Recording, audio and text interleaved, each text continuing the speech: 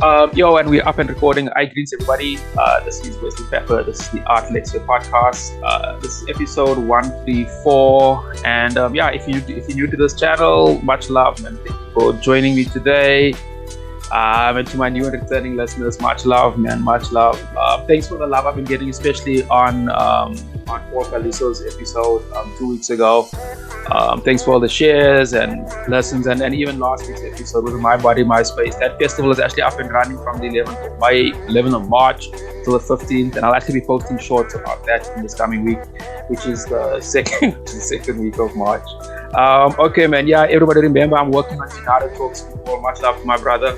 I'm all the way from Washington. Check out his channel, Gennaro Talks Football. I still haven't added the link to my blog, but I will be doing that. And also this African Genius that I do with Uncle Asaf from Texas. So look out for that as well. With that said, it's the third week of March. It's pretty warm here in South Africa today. I've got a very interesting guest all the way from Delhi, Aakriti Kuntal. She is a writer, a poet, a visual artist. I guess a writer and a poet and a visual artist, a painter. Does some really interesting conceptual stuff. When we're talking about a poetry or processes, it's got a cool gig that we're going to talk about a bit later. My sister, firstly, good afternoon and welcome. Hi, good afternoon from India. And everyone, this is Aakriti Kuntal, and from India, like I said, New Delhi, based in New Delhi right now. Yeah. And yeah, you say it's... Oh. No, continue. Yeah, so I'll talk a little about the weather here. So like Wesley and I were just chatting. So it's still pretty cold, which is not expected during this time of the season. It's spring, but as you can see, I'm still in a cardigan. So still enjoying the chilly weather before it gets really hot. Yeah. So No. I'm a poet. Pardon? I'm a poet and a visual artist, so I dabble in various forms of photography and photo collage and the likes of mixed media. But primarily, I think I write mostly. As we move ahead, I'll talk a little more about the processes involved. Yeah. Interesting. Just having a look at your poetry through reading your stuff. It also looks like you're talking a lot about your observations, how you're observing your surroundings, and how you sort of contextualize that into words. And your artwork is very conceptual, and I'd like to unpack sort of like how you got to this sort of style of writing and style of art making. But let's take it back to the beginning. Just tell us a little bit about yourself. So how did you get into writing? What came first, words or images, and then we'll take it from there. So I'm actually an engineer. I did network engineering, but that is like some electronics and communication. Then I worked as a network engineer for a while. Though I started writing the early age, around 14 or 15. I think that was the time when I started getting drawn to words and imagery in particular in words.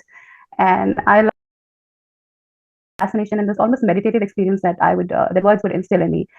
So I think you just get transported into a different realm or different transcendental experience if you truly allow the words to seep through you. So that was, I think, the beginning for me reading in books, whether it was in school or whether it was novels. So that's when my journey, and my inclination towards poetry started. And images, I'm not sure exactly when I started getting drawn to art as such. I think science and art both have been an important part of my life in integral aspects. But photography, I think whenever we started using camera phones, I think I would go around, hopping around in my garden and take pictures of everything. I would love observing things down close, see, if you can see, you see these repetitive patterns that emerge and beautiful macro shots will reveal things to you. I think excuse me, Aakriti, I just have a small technical problem with me. Just for 1 second, man. Sorry, man. There's just a problem with my sound real quick. Just bear with me for 1 second. I just need to get one thing quickly.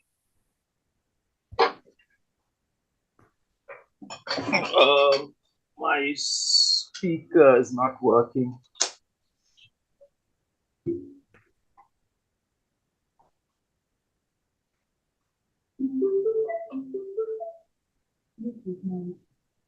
No. We can pick up where you left off. Sorry, man. My speaker, my Bluetooth battery ran out. Anyway, yeah, let's just pick No it up. Sorry. worries. Yes, so I think I was talking about photography, and I Yeah. think when I was younger, I would roam around in my garden. We had this farmhouse kind of a place where I grew up for most part of my childhood, and I would love taking pictures of trees and birds and the sky, of course. But I think the main thing, primarily what draws me is observing light, how it plays at different angles. And, if you just keep observing it every day, you'll see different patterns emerge, different mellow and surprising, feelings that emanate through colors. And so this it struck me and how beautiful everything can look in different angles. So that is, I think, a camera works. It's a wonderful medium in that sense. It is. It is. It is. It is pretty cool. It is pretty cool. That's super interesting, man. So just tell me about your you also a published poet. I know that poets, especially in South Africa, they feel they've only arrived once they've been published as a poet, whether it be in a journal or an anthology or online or something. Your writing is all over. I had a look at that. So tell us a little about your writing, and tell us a little about your. We'll get into the like the published work and what you're currently doing, but let's just start from the beginning. So I think primarily my writing centers more around the subject or themes of body and health because I've dealt with some chronic health issues. So I think they have been somewhat they emerged as a pivot around which my poems tend to revolve. I think it's a natural instinct because when you start writing, whatever is within you and your subconscious, and it starts to come down on paper. So the healing process is involved with it, the concentrations involved with the body. And at the same time, I think it's also about observation and meditative experiences because they go a long way in healing, I think, and also how I like to look at life. So observing a plant, a leaf, a stem, or just the patterns of bricks, the buildings, how things look in reflecting planes. I think all of these small things, objects to, or whether it is science, whether it's physics, you That's can draw interesting. inspiration from there as well. Yeah, so I would I think I further going on, I would love to explore a mixture of science and poetry together. And there is work that's being already done in that area where people have come together, and it's been done before as well. But Yeah. I would really like to explore quantum poetry or programming with code or something like that. Wow. Yeah, mix of the two. Tell them a little bit more. I've never heard of that. Quantum poetry. Tell us a little bit more about that. What does it entail, and what is the poetry about? So I think it depends on how you interpret the term. So there is a poet, I think if you've heard of Amy Catanzaro. So what she's done is they've had poems sent to quantum colliders as well. I think I'm not certain it's quantum colliders, but they send poems into space as well. And I think we can use algorithms like AI or such digital circuits and all, where you can create a poem where multiple words would come in combinations and different poems would come. So in a single, set of words, you can have multiple poems emerge. The other thing is just exploring science like geometry or sculptures or a mix of architecture and objects. So all of these subjects can also, be open a medium for you to explore a different poetry in a different manner than how we, conventionally see it, like a Fantastic. mixing of different mediums. Do you by Like any that. chance have a poem like that you could share with us on hand? Just give me a second. Let me check. To give my listeners like a example.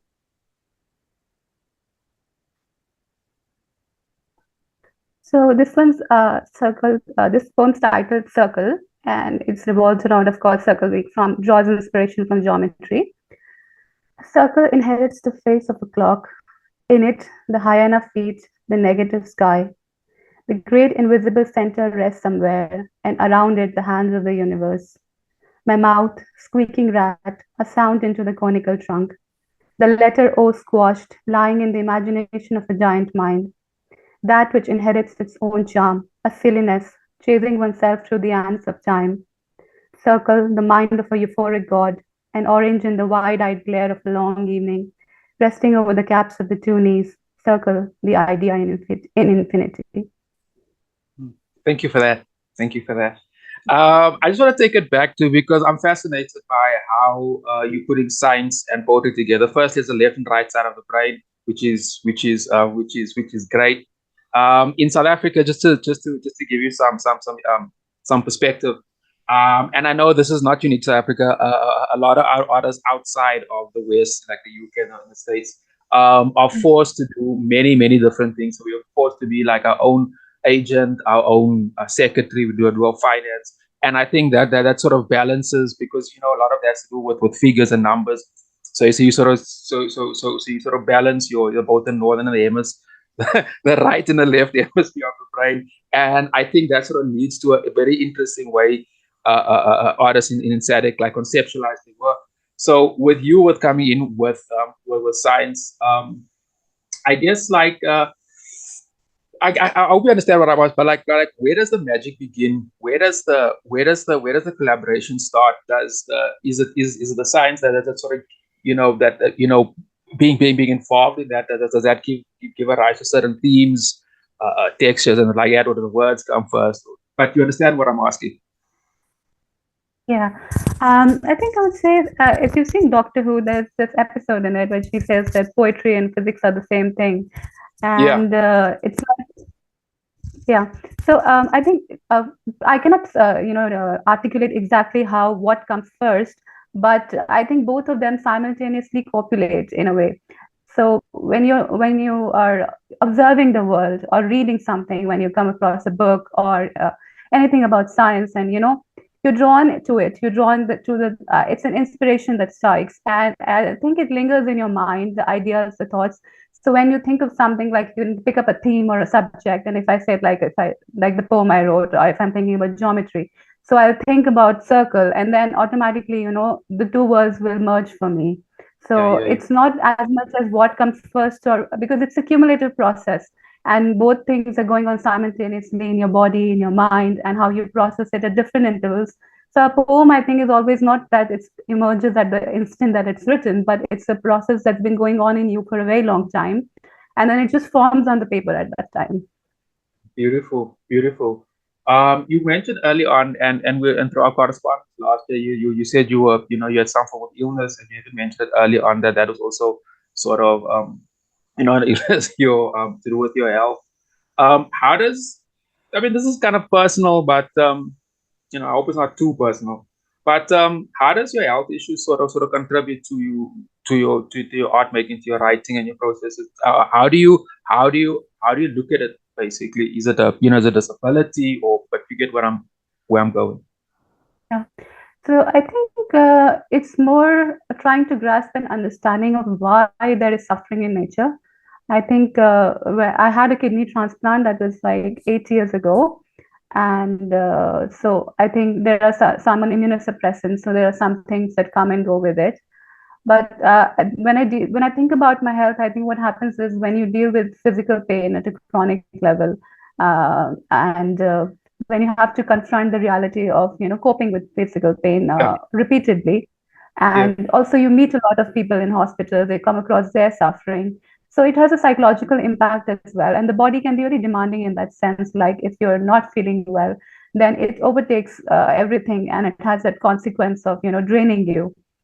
So I think that is there, but also it opens this channel, I think, in a way where you're looking willing to observe different mediums, where you're willing to explore life from a different dimension now, and you're trying to understand the balance of the world and why suffering exists, and also what you can make of this suffering. How it also one more thing would be that your sense of compassion increases because you yeah. understand, and a lot of writing always comes from a sense of compassion, I believe, because we say we put ourselves in others shoes, so you're really able to relate to everybody, even if their suffering is of a different sort, of a different dimension, but you get more attuned and more sensitive to suffering itself and to the wound that exists within all living things, or people, of course. That's interesting. It actually leads to me to another point. Um, um, Most of the artists I talk to on this platform are very hip to the idea that the art is a healing tool, whether it be music, poetry, visual art, or even in some cases entrepreneurship, where they're very much in tune with what's happening in their society. Do you feel that your poetry is a an artwork? But we'll get to the painting as well. Do you feel that's a tool for healing that others who had similar suffering can sort of identify maybe themselves in it and can use that as some form of healing tool? Yes, definitely, definitely. I think I too found resonance in poets' work.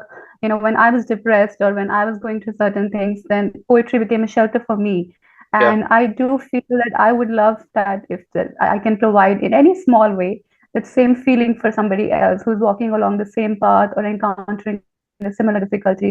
And people realize that, the thoughts that come into their head or the way they are feeling, they're not alone in it, and that somebody else has been there before, and what tools or what coping mechanisms maybe someone else has used before, maybe they can apply it to themselves, and how it is possible to lead a fulfilling life despite going through difficulties as well. yeah, yeah. Um, let's get into the sort of the publishing side of the work. Do you have like your own anthology, like a physical book besides we get to the digital printing and publishing? So That's I do have poems published in anthologies and literary magazines, but right now I have my first chapbook coming from Sigillus Press. So it's a combination of prose poems and artwork, and I'm kind of excited because it's my first book out there that yeah. will be coming soon. Tell us a little And bit more about it's it. like this one is centered. These poems that I've written are centered around recovery and healing, and more of a transcendental spiritual experience along with that. If you like, I can read a poem from the book. One of the Absolutely, poems. please do. Yeah, please. Yeah.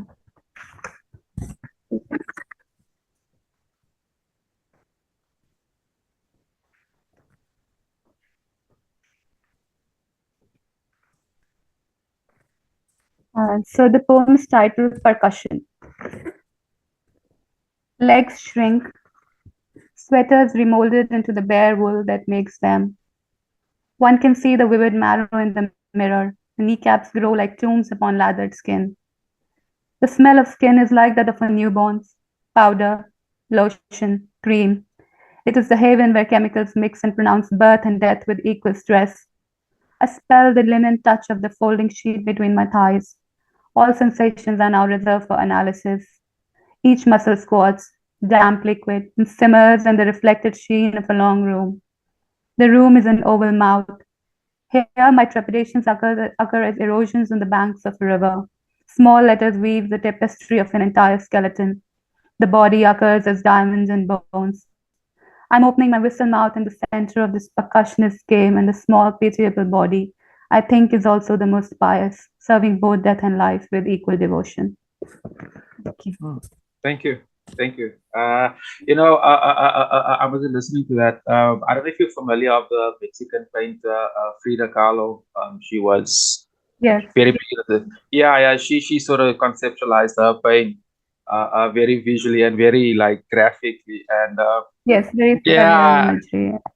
yeah. Because there's a lot of visual elements in your poetry as well. Just from a yeah, I know that men not I don't want to get into this conversation, but I know that men and women experience pain differently for sure. I mean, that is just science. And it sounds uncomfortable. Like, um, yeah, yeah. How can I say? I could sort of get a sense of some of the uncomfort and the pain. Is that very therapeutic for you? I mean, like if you, I mean, you were dealing with all this physical amount, and then you got the pen and paper. Is that process therapeutic for yourself?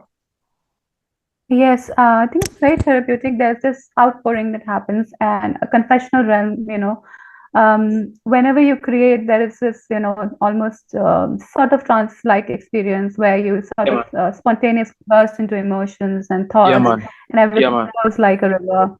And so, whatever is inside you, whatever accumulated pain, like sediments of pain that are inside you, they sort of come out in different forms. And when they do, I think any sort of release, emotional release, is always, sense of gives you a sense of comfort after that.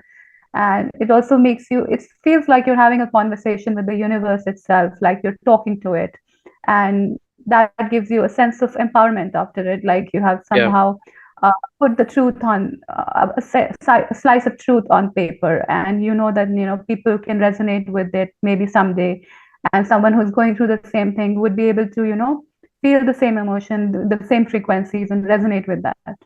Yeah, absolutely, absolutely. Yeah. I sort of want to pivot slightly, which is something I actually should have asked in the beginning. I mean, being based in India, you guys got many different languages there. I know you're also one of the biggest English-speaking countries in the world.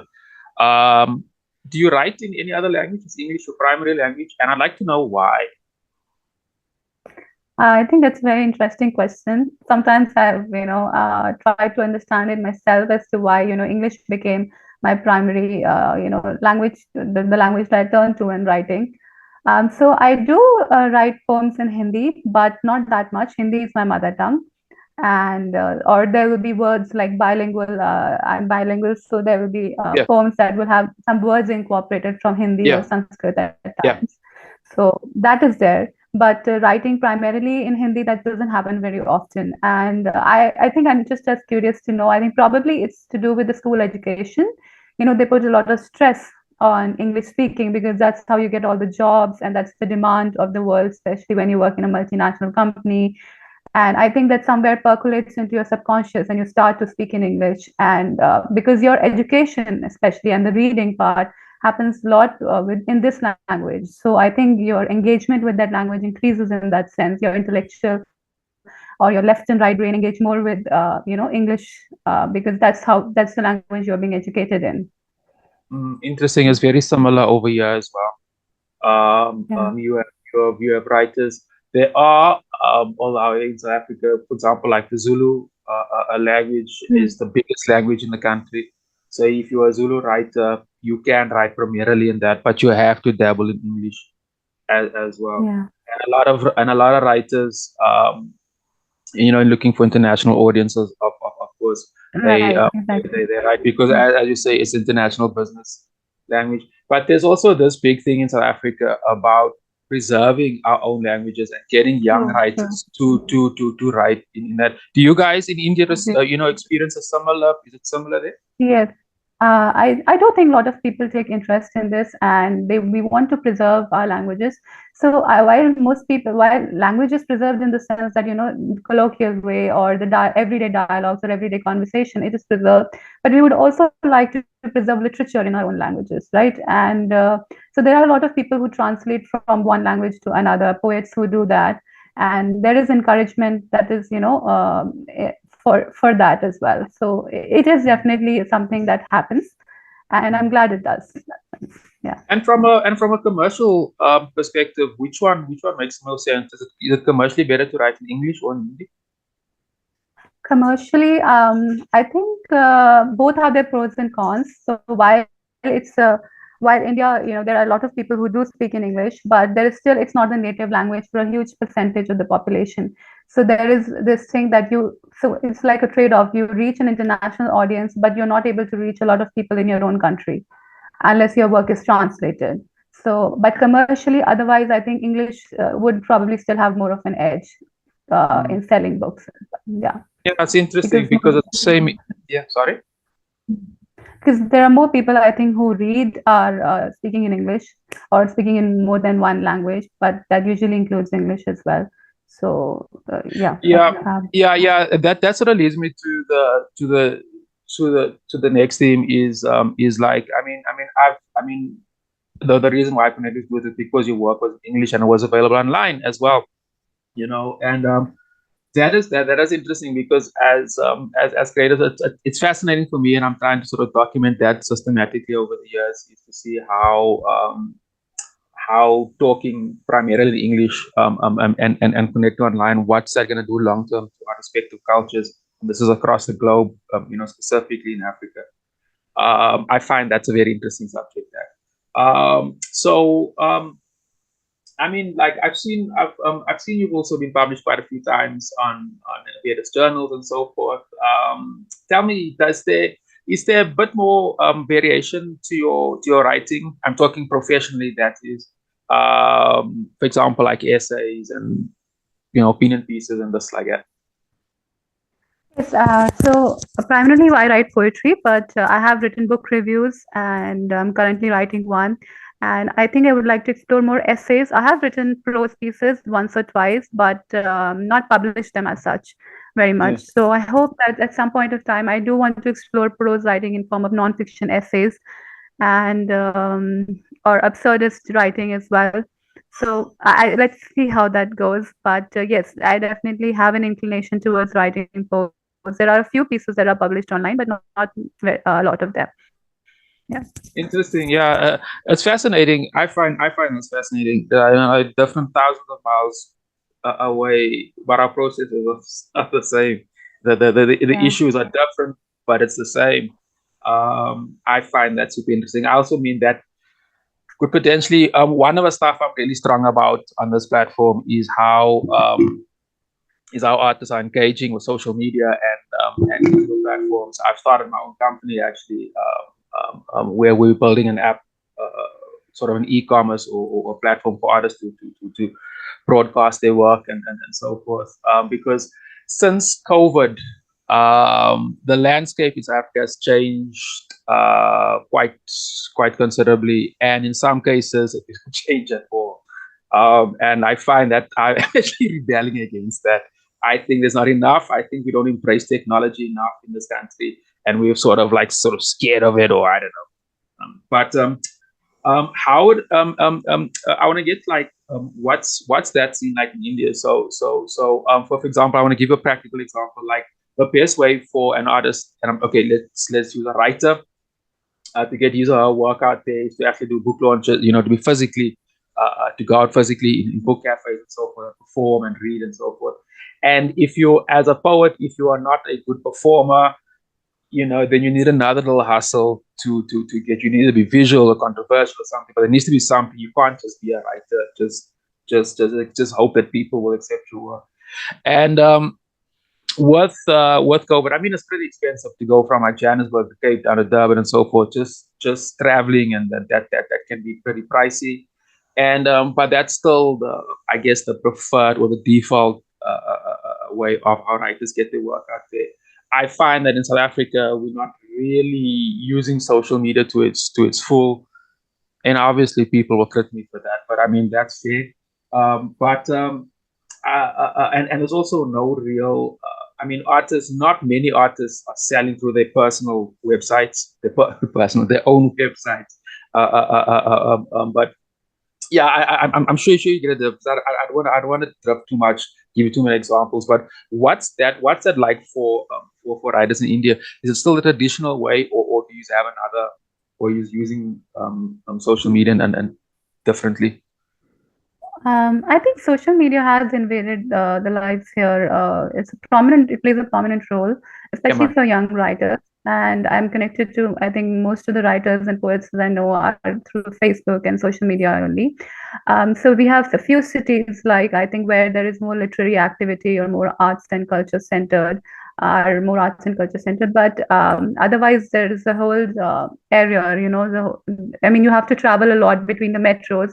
That's where you have your literary festivals and book cafes and reading audience who will you can reach out to. But other than that, people rely a lot on social media right now to sell their books, and there have been post COVID, there have been online conferences, online Zoom meetings, and events, online poetry events to encourage and support and to sell people's books, or online book launches as well. So I think people are using social media, maybe not to the full extent. There's always scope for more. Like you said, most people don't have their own websites. I do not have my own website yet. So yeah, I think that is true, that we're not using it to its fullest capacity. But definitely, a lot of people are using it in a good way, and they've come So far. so I think. so with your publication that is coming up, is there a specific firstly, are you working on your own, or are you working with a publisher? So the chapbook that's coming is I work with the publisher, as in of course I wrote the whole thing and then I submitted it, and that's when it got accepted. And that's the process. I think you compile your manuscripts and then you send to publishers and or send to contests, and then they accept or deny it. So that is the usual process.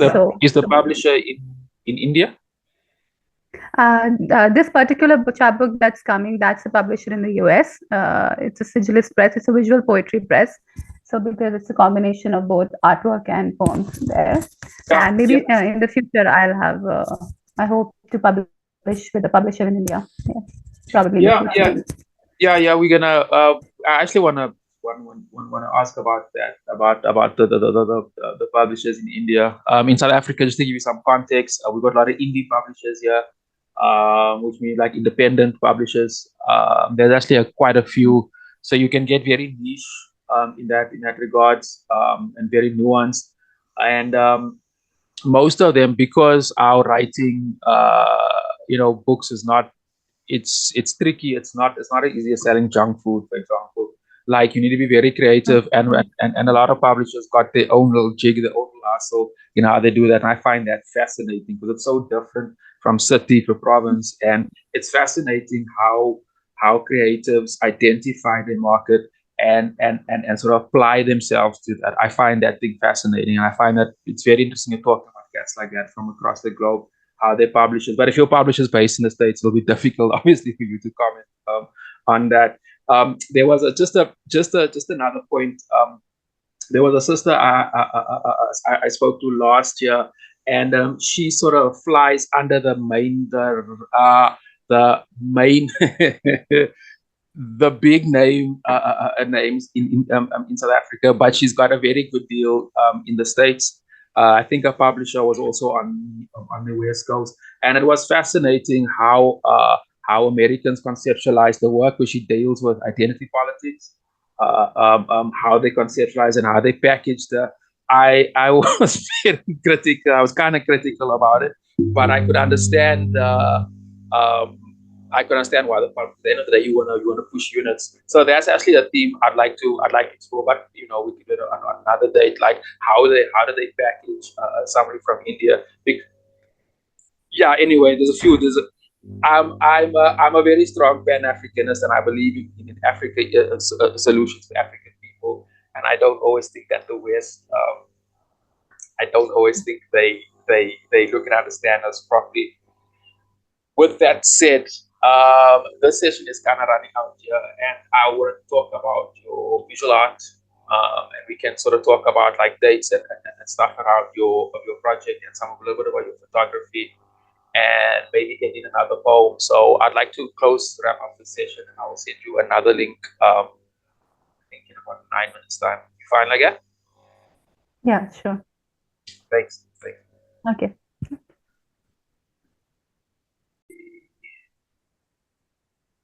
Hi everybody. We are back. Just got itchy eyes. Anyway, there's polls for that. Although, just for the record, I don't advocate anybody taking polls. I don't like the pharmaceutical industry. Anyway, I don't like that shit. Aakriti, thanks, man. Let's jump into you. Early on we spoke about, and I found this fascinating. How you spoke, like how you were looking at nature and looking at how light falls in it, and the different angles, and sort of how you conceptualize that.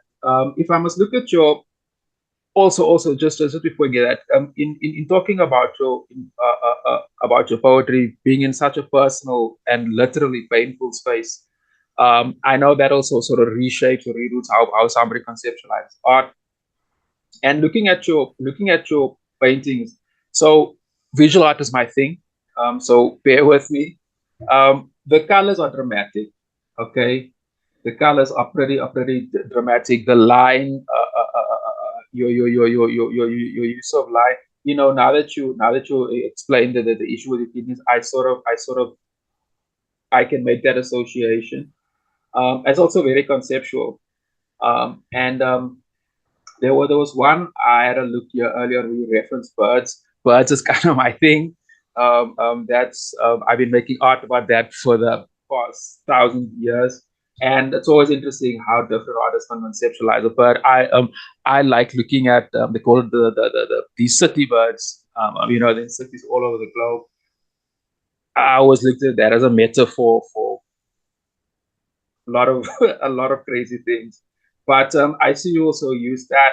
And as I said, the line making, in some instances, I almost get a sense that you were literally like drawing hard on the paper. There was almost a physical element to it.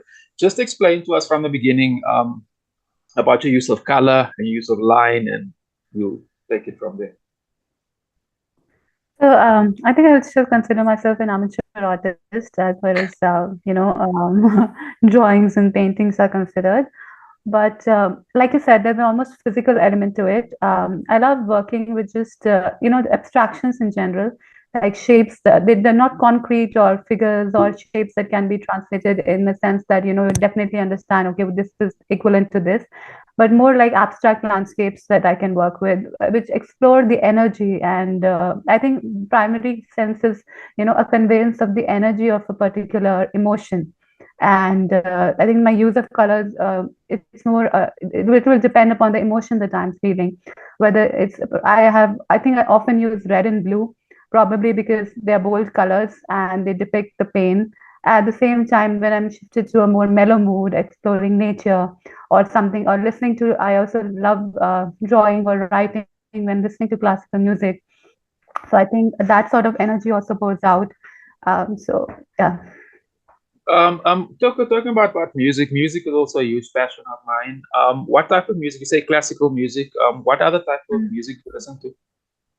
So, classical music, I also listen to jazz, classical music. I explore all different genres, but while writing, I think I prefer, or writing or drawing, I prefer listening to classical because it's more soothing. So, I think, like in one of my books, I've written a lot of poems to Max Richter's music and Debussy or, yeah, Philip Glass. Yes, I'm not Yeah, able to recollect, but yeah, yeah. Arvo Part. Yeah.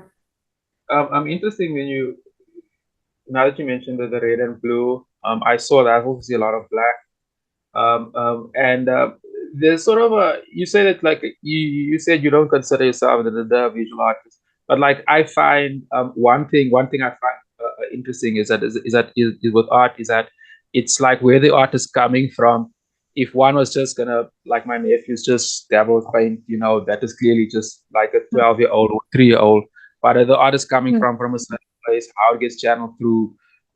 I find the process very physical and very conceptual at the same time. It literally comes from the body. You look your eyes, it goes through your hands. I find that process fascinating. And you were saying that sometimes with a lot of pain, and I definitely get that almost a sense of craziness. Just a point on that. In this whole post-COVID world that we all living in, on this platform, because I started this podcast during the hard lockdown in South Africa, so that was early 2020, 4 years ago this time. And what I've noticed systematically over time is how artists became a lot more spiritual. How they look Mm. more within self. I wouldn't say the commercial element died out because there's still that because we still need to eat. But I found artists just thinking more about themselves. Was there a similar I would say shift in your part of the world? Yes, there was, I think, because I think when there was this, well, the quarantine, and it gives you this room to reflect, and there is there's a new sanctuary where you're forced, and at the same time, you to spend time with yourself, and you cannot venture out into the open. You cannot distract yourselves in the ways that you used to do before. So that gives room for a lot of exploration and introspective thinking, which I think happened with a lot of people, not just artists. Everyone, moved along these paths. And of course, there was suffering. Everyone dealt with suffering or lost somebody.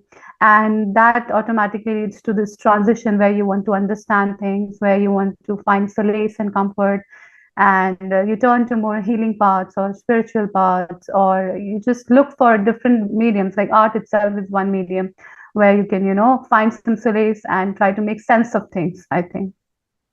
Yeah. Just to add on to that point, that's also I also think that the role of art has changed in society, or changing Mm, since when in some cases it was just an aesthetic. I mean, we spoke earlier on about how you contextualize your pain. I mean, that is a real thing, and that can be used as an actual tool. I have a very good friend that uses music. That's actually like his job, full time, full time job, where they actually use music as a healing tool. And I'm talking music as in like African sounds, the djembe, the mm, drum, and so forth. I think that's fascinating stuff. And I also think that the role of art is changing, and it's always fascinating how artists are sort of adapting to that. Because as you said, yeah, there was a big chance of artists, looking at themselves, being isolated. And I think that's also another part that I'm very interested in, is how they relate to technology. I'm a big champion for technology. Anyway, but I don't want to get into that today.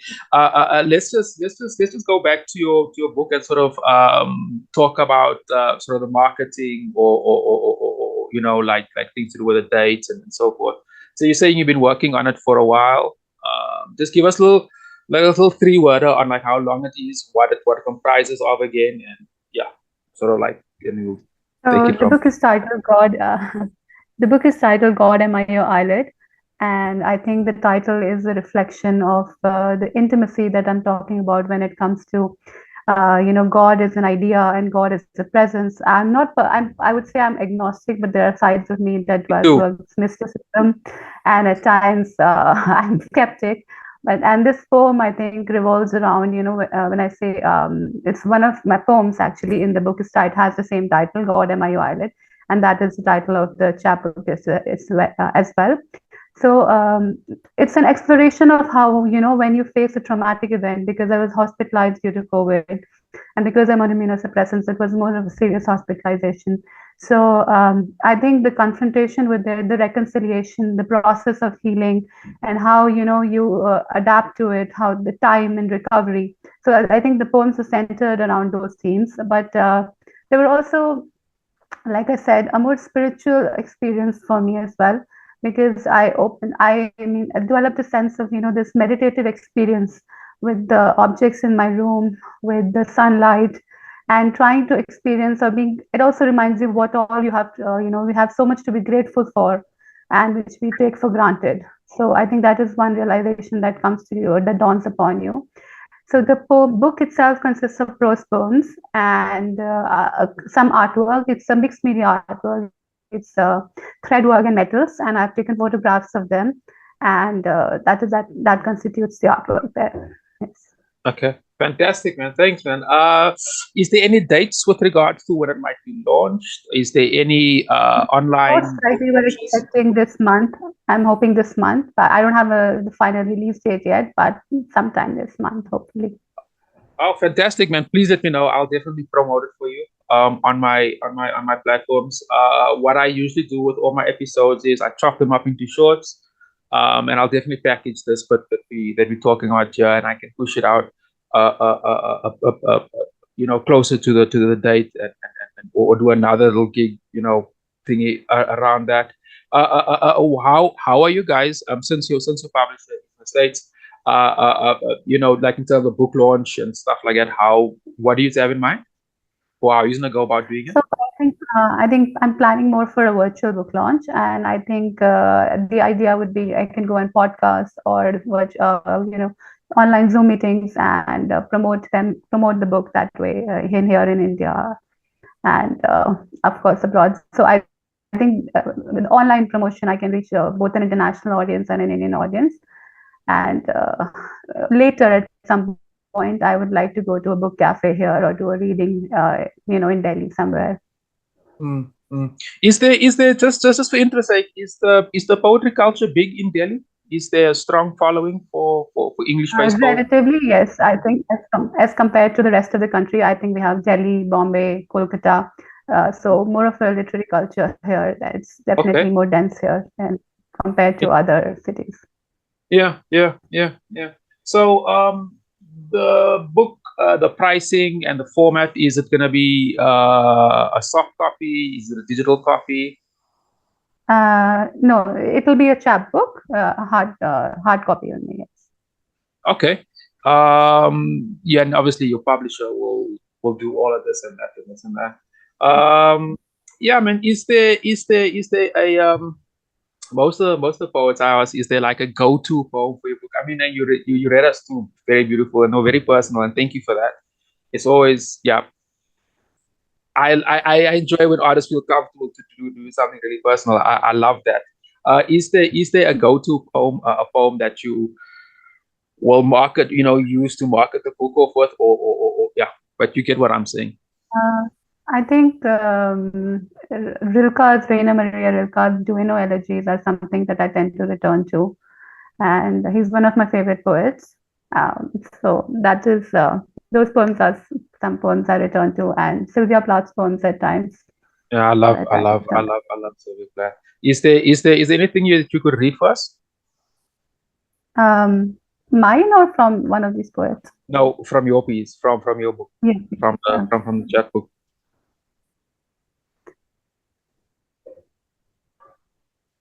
So actually, there are I like one just a second. Hmm? Okay, so this is one of the poems. It's not in the chapbook, but if it's all right with you, I'd like to read this one. Okay. Self. I'm sick to death of this particular self, and yet self looms like a cut blade from the fan. It is packed in the fawn kilt of liver purses, blob eye, hawker of pills and memories. It is packed, it is stitched, and yet I could drag my tongue out and show you. It eludes the very eye that hosts, that it doesn't reside within. Perhaps plotting on the eyelash, a bout of mascara, and it, between air and pus scratches. The body is a temple, you say, whose small tooth then desecrated it. Self slapped between thighs, self stuck in white tube tongue, self rolling bindi on mirror, center of all, pervading everything, stealing, knocking, watching, cannot be traded, elusive shade of breath, whose eye sleeps adrift on the bone tonight. Thank you. Thank you for that. Thank you for that. It was fascinating talking to you. That's lovely. I thought that your processes are super interesting. It's very personal, and like the quantum poetry blew my mind. I'm definitely gonna follow up my tour, and I'm gonna tell everybody about it. I think that's fascinating. I've never heard of that. I'm actually so blown that there's this relationship between art, between poetry and science that is fascinating. And it's something, yeah. Um, I enjoyed that very much. Akriti, thank you very much for coming through, my sister. To all my listeners, if you enjoy this podcast, smash that like and subscribe button. It helps me a lot. I will definitely market this episode. I'll publish this thing. I'll tell you when. Today is the 10th. It will be next week, Friday. Okay, this thing is taking forever. Hold on. On the 15th, I shall publish this on the 15th of March. And let me know about closer to if there's any dates to do with your book launch. As I said, Yes. we've got a very interesting poetry scene in South Africa. There's actually quite a lot of I'd say energy and a lot of sessions, especially around spoken word slam poetry. That's also got an interesting niche market here, but also the written word for sure. And lots of my friends, in fact, a very good friend of mine is coming over, and she's a very, very good poet. So we'll be talking about your work today for sure. And if there's, as I said, I'll definitely do my bit because it's I'm passionate about the arts and I love what I do. So it should be early afternoon. It's about 1 o'clock here with me. Yeah. So enjoy the rest of your afternoon. Yeah, around 4:30 here. 4:30 here. Yeah. So it's almost lunchtime. Yeah, my stomach is also telling me it's close to lunchtime. So, my sister, thank you very much for coming through. Enjoy the rest of your afternoon. I will definitely be in touch. I'll be touched. Look forward to it. Okay. Thank you. Thank you, Esther. One love, one love, one love.